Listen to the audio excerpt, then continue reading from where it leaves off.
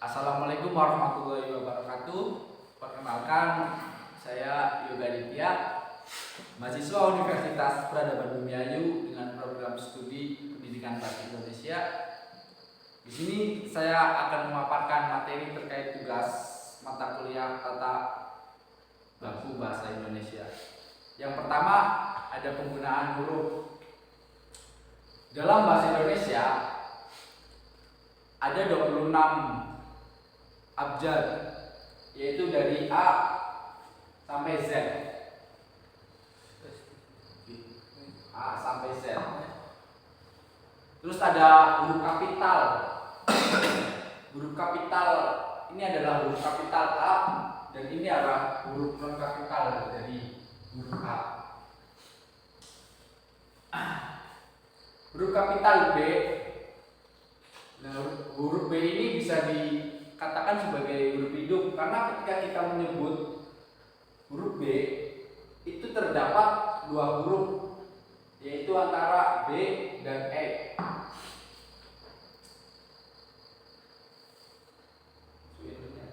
Terus selanjutnya ada huruf vokal.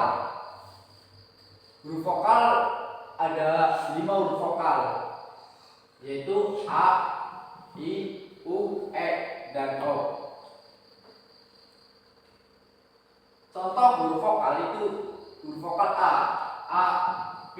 Ini adalah huruf vokal A yang terdapat di awal kata. Terus ada kata dari. A itu adalah huruf vokal. Ini terdapat di tengah kata. Atau siapa. A ini terdapat huruf vokal di tengah-tengah dan di akhir kata. Selanjutnya, untuk membedakan pengucapan pada huruf E, pepet dapat diberikan tanda diakritik E atau E, terus ada tanda di atasnya yang dilafalkan E. Anak-anak bermain di teras. T, E, R, A, S. T itu menggunakan E, teras. Kami menonton film seru.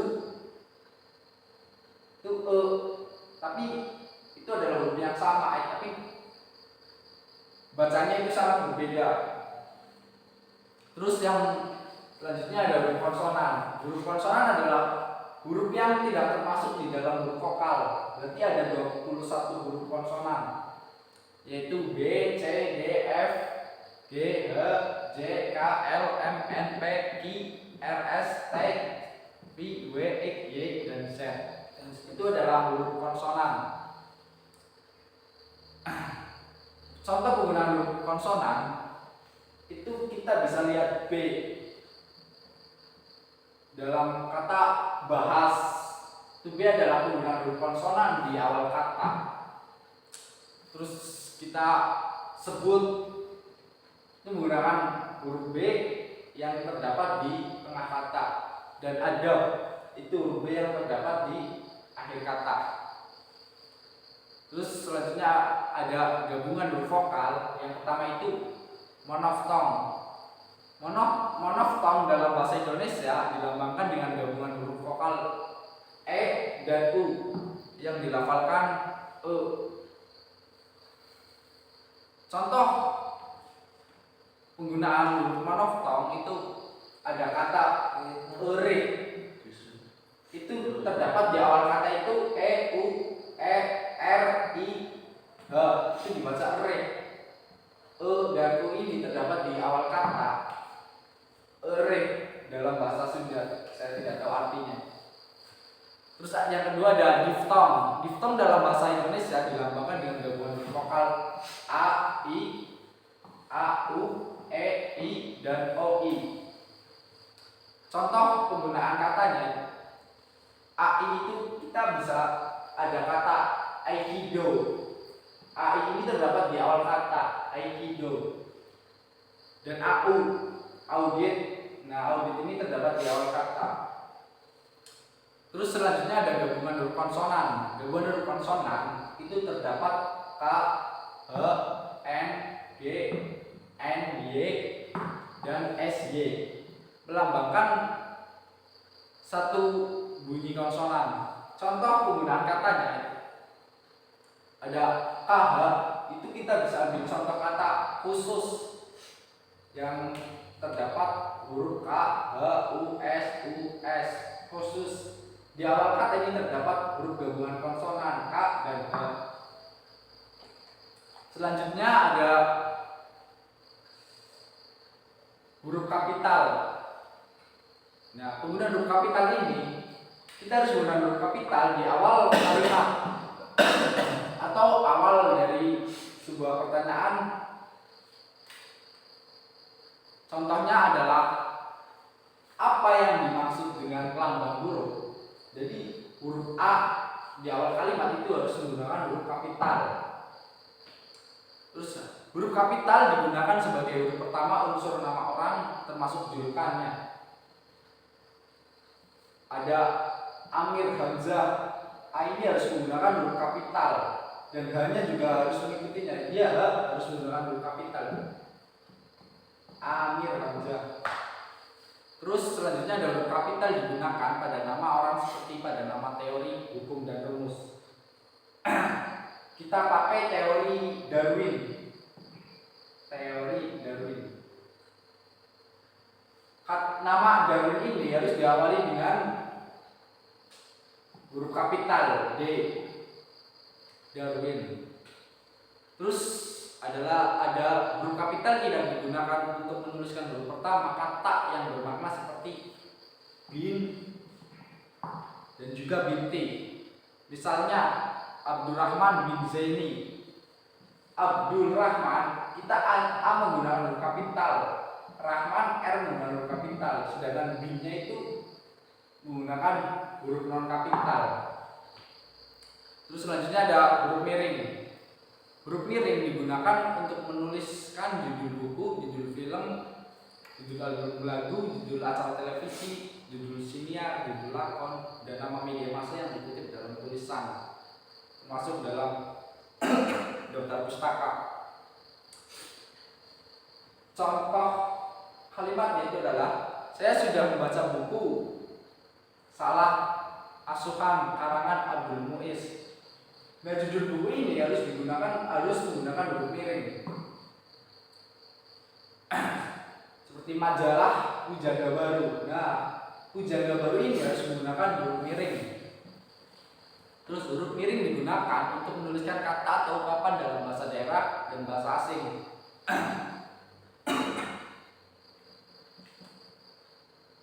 Misalnya all-out. Kata all-out itu adalah suatu kata bahasa asing yang berarti keluar semua. Cara penulisan kata all-out itu kita harus menggunakan huruf miring. Terus ada huruf tebal. Huruf tebal digunakan untuk menegaskan bagian tulisan yang sudah ditulis miring. Misalnya Ramadan. Nah, huruf D dan H di tengah-tengah kata Ramadan ini harus digunakan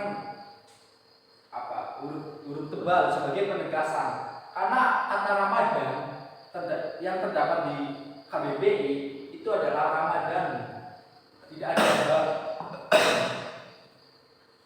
Terus ada huruf tebal digunakan untuk menegaskan bagian kata seperti bab atau subbab. Nah, ini adalah contohnya. Jadi bab 1 ini harus menggunakan huruf yang tebal. Dan selanjutnya itu ada kata dasar. Kata dasar ditulis secara mandiri. Misalnya kantor. Itu ditulis secara mandiri. Terus ada kata turunan. Nah, di dalam kata turunan ini terdapat kata berimbuhan. Kata yang mendapat imbuhan, awalan, sisipan, akhiran, serta gabungan awalan dan akhiran ditulis serangkai dengan imbuhannya. Misalnya berjalan. Ini menggunakan imbuhan awalan yaitu ber dengan kata dasarnya adalah jalan. Kata yang mendapat bentuk terikat ditulis rangkai jika mengacu pada konsep ilmuwan tertentu. Misalnya adibusana. Adibusana ini cara menulisnya adalah dengan menggabungkannya. Jika kita ada spasi di antara a di terus spasi busana, itu kita mempunyai makna yang berbeda. Terus ada bentuk ulang. Bentuk ulang ditulis dengan menggunakan tanda hubung di antara unsur-unsurnya. Misalnya anak-anak, itu kita menggunakan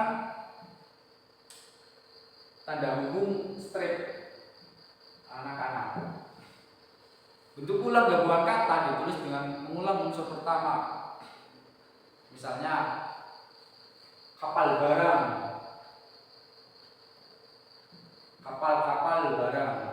Jika kapal barang ini terdapat banyak sekali kapal barang, cara penulisan ulannya itu adalah kapal-kapal barang, bukan kapal barang, kapal barang.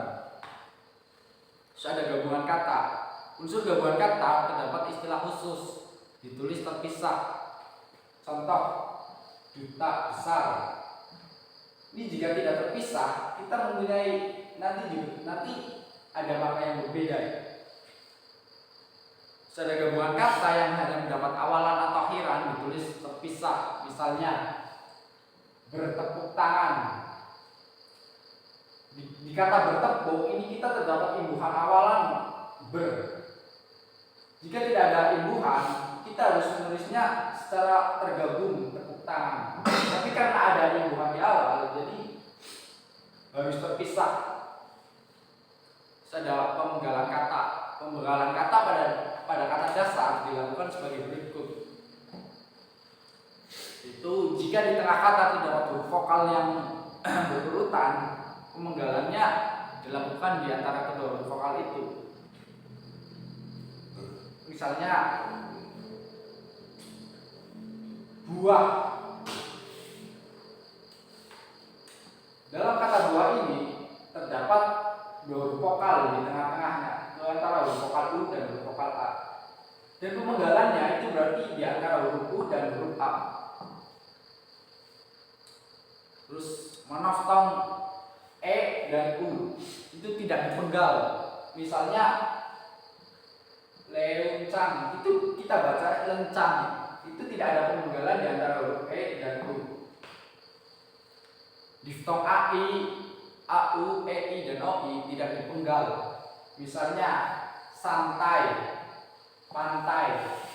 Santai ini terdapat huruf A, I di akhir kata, tapi tidak ada pemenggalan.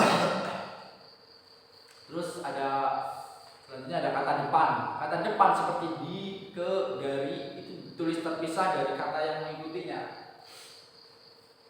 Contoh, di mana. Jadi di mana itu tidak boleh tergabung. Itu harus dipisahkan antara di dan mana. Terus selanjutnya ada partikel. Partikel la, ka, dan ta ditulis serangkai dengan kata yang mendahulunya. Misalnya bacalah buku itu baik-baik. Jadi bacalah ini itu harus kata lah ini harus gabung dengan kata baca. Terus ada partikel pun ditulis terpisah dari kata yang mendahulunya. Misalnya apapun.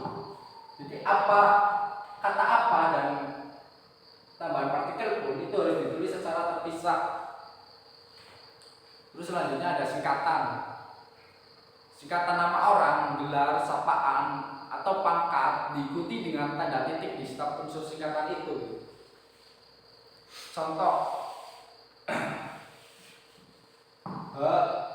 Hamid. Itu adalah singkatan dari H ini mempunyai makna Haji Hamid. Tapi cara penulisannya kita tulis saja Hamid. Terus dokter itu kita harus tulis DR titik dan nama orangnya. Jadi DR ini mempunyai arti dokter. Terus singkatan termasuk akronim yang terdiri atas huruf awal setiap kata ditulis dengan huruf kapital tanpa tanda titik. Misalnya KTP itu kita tulis dengan huruf kapital tanpa tanda titik. KTP ini adalah singkatan dari kartu tanda penduduk. Nah, selanjutnya ada kata ganti ku, kau, mu, dan nya. Kata ganti kau dan ku ditulis serangkai dengan kata yang mengikutinya, sedangkan ku, mu, dan nya ditulis serangkai dengan kata yang mendahulunya. Contoh, buku itu telah kubeli. Buku itu telah kubeli. Ku beli. Itu harus ditulis secara digabung. Ku beli, tidak boleh terpisah. Buku itu telah kau baca, itu pun sama, kau baca itu tidak boleh terpisah. Selanjutnya ada kata ganti kau yang bukan bentuk terikat, ditulis terpisah dengan kata yang lain. Misalnya, aku ingin kau bersungguh-sungguh, aku ingin kau bersungguh, itu ditulis secara terpisah-pisah. Selanjutnya ada kata sandang, si dan sang. Kata si dan sang ditulis terpisah dari kata yang mengikutinya. Misalnya, surat itu dikembalikan kepada si pengirim. Si pengirim ini harus ditulis secara terpisah, tidak boleh tergabung. Kata sang ditulis dengan huruf awal kapital jika merupakan unsur nama Tuhan. Kita contoh sang pencipta. Kata sang ini harus terpisah dengan kata pencipta, dan kata sang ini harus diawali dengan huruf S yang merupakan huruf kapital. Terus selanjutnya ada tanda titik. Tanda titik digunakan pada akhir kalimat pernyataan. Misalnya, mereka duduk di sana. Untuk mengakhiri kalimat, setelah kata di sana itu kita harus mengakhirinya dengan sebuah tanda titik. Tanda titik digunakan untuk mengakhiri pernyataan lengkap yang diikuti perincian berupa kalimat baru, paragraf baru, atau subjudul baru. Contoh, iya. Terus ada tanda koma. Tanda koma digunakan di antara unsur-unsur dalam perincian berupa kata, frasa, atau bilangan. Contoh, telepon seluler, koma, komputer, atau internet bukan barang mewah lagi. Nah, jadi telepon seluler, setelah kata telepon seluler kita harus menggunakan koma. Terus kita lanjut dengan kata internet, kita harus menggunakan koma. Tanda koma digunakan sebelum kata penghubung seperti tetapi, melainkan, dan sedangkan dalam kalimat majemuk pertentangan. Misalnya, saya ingin membeli kamera. Saya ingin membeli kamera, koma, tetapi uang saya belum cukup. Jadi harus ada penjelasan atau perincian atau alasan. Terus ada tanda titik koma 2. Tanda titik koma dapat digunakan sebagai pengganti kata penghubung untuk memisahkan kalimat setara di dalam kalimat majemuk. Misalnya, hari sudah malam, anak-anak masih membaca buku. Hari sudah malam. Setelah kata malam kita harus menggunakan titik koma. Terus tanda titik 2. Tanda titik 2 digunakan pada akhir suatu pernyataan lengkap yang langsung diikuti perincian atau penjelasan. Misalnya, mereka memerlukan para batu rumah tangga. Nah, para batu rumah tangga apa saja yang mereka butuhkan? Jadi setelah kata rumah tangga itu harus ada titik 2 sebagai perincian apa saja yang mereka butuhkan. Tanda titik 2 digunakan sesudah kata atau frasa yang memerlukan pemerian. Misalnya, Ketua titik 2 Joko Widodo. Terus selanjutnya ada tanda hubung. Tanda hubung digunakan untuk menandai bagian kata yang terpenggal oleh pergantian baris. Di samping cara lama diterapkan juga cara baru. Ca itu bisa kita ketika kita itu bisa kita gunakan tanda hubung murak. Jadi di bahasa masih dengan kalimat yang sama, cara. Tanda hubung digunakan untuk menyambung unsur bentuk ulang-ulang. Misalnya anak-anak, berulang-ulang, bersama-sama, itu kita menggunakan tanda hubung. Terus selanjutnya ada tanda pisah. Tanda pisah dapat digunakan untuk mengapit keterangan atau penjelasan yang bukan bagian utama kalimat. Misalnya, kemerdekaan bangsa itu saya yakin akan tercapai diperjuangkan oleh bangsa itu sendiri. Jadi ada tanda pemisah. Kemerdekaan bangsa itu, terus kita menggunakan tanda saya yakin akan tercapai, kita menggunakan tanda lagi tercapai diperjuangkan oleh bangsa itu sendiri. Tanda pisah dapat digunakan untuk mengapit keterangan atau penjelasan yang merupakan bagian utama kalimat dan dapat saling menggantikan dengan bagian yang dijelaskan. Misalnya Soekarno-Hatta, Soekarno itu menggunakan tanda hubung biasa, strip biasa, Hatta. Lalu kita gunakan strip panjang, proklamator. Terus selanjutnya ada tanda tanya. Tanda tanya digunakan dari kalimat tanya. Misalnya, siapa pemenuh mesin uang? Di akhir kalimat ini kita harus menggunakan tanda tanya agar kalimat kita ini merujuk ke dalam sebuah pertanyaan. Tanda tanya digunakan di dalam tanda kurung untuk menyatakan bagian kalimat yang dilakukan atau yang kurang dapat dibuktikan kebenarannya. Seperti Monumen Nasional mulai dibangun pada tahun 1961. Jika kebenaran kalimat tersebut masih kurang, itu kita menggunakan tanda kurung yang kita menggunakan tanda tanya yang diberikan tanda kurung di akhir kalimat. Selanjutnya ada tanda seru. Tanda seru digunakan untuk mengakhiri ungkapan yang menggambarkan kekaguman, kesungguhan, emosi yang kuat, seruan atau perintah. Misalnya, diam kau. Itu adalah suatu emosional seseorang untuk menyuruh seseorang itu untuk diam. Selanjutnya ada tanda elipsis.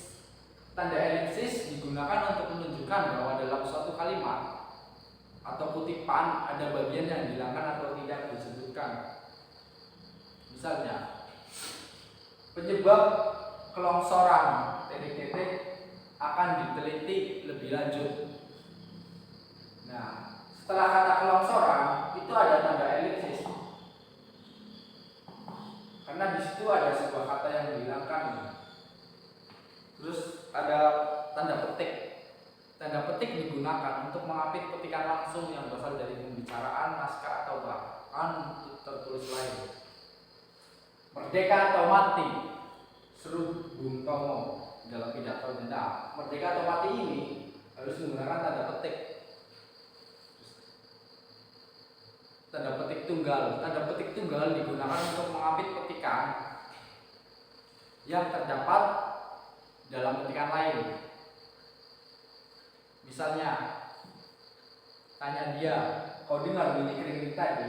Kau dengar bunyi kering-kering tadi? Ini kita menggunakan tanda petik tunggal. Tapi di kata kering-kering ini kita menggunakan tanda petik satu. Tanda petik tunggal digunakan untuk mengapit makna, pedanan atau penjelasan kata atau ungkapan. Misalnya, terduga. Nah, ketika ada kata terduga, pasti ada yang diduga. Nah, ketika kita menggunakan kata yang diduga, kita harus menggunakan tanda petik tunggal. Terus selanjutnya ada tanda kurung. Tanda kurung digunakan untuk mengapit keterangan tambahan seperti singkatan atau padanan kata asing. Misalnya, Kamus Besar Bahasa Indonesia atau disingkat KBBI. Nah, KBBI ini kita harus menggunakan tanda kurung. Terus selanjutnya ada tanda garis miring. Tanda garis miring digunakan dalam nomor surat, nomor pada alamat, dan penandaan masa 1 tahun yang terbagi dalam 2 tahun takvim. Seperti 7, terus garis miring 11, garis miring 2022. Tanda garis miring digunakan sebagai pengganti kata dan atau serta. Misalnya ketua atau anggota. Ketua garis miring anggota. Ini bisa diartikan adalah ketua atau anggota. Terus selanjutnya ada tanda apostrof. Tanda apostrof ini dapat digunakan untuk menunjukkan penghilangan bagian kata atau bagian angka tahun dalam konteks tertentu. Misalnya dia kan Surati. Kan ini itu adalah kata dasar dari akan, tapi penulisannya hanya sebatas kan. Itu adalah ada sebuah huruf yang dihilangkan.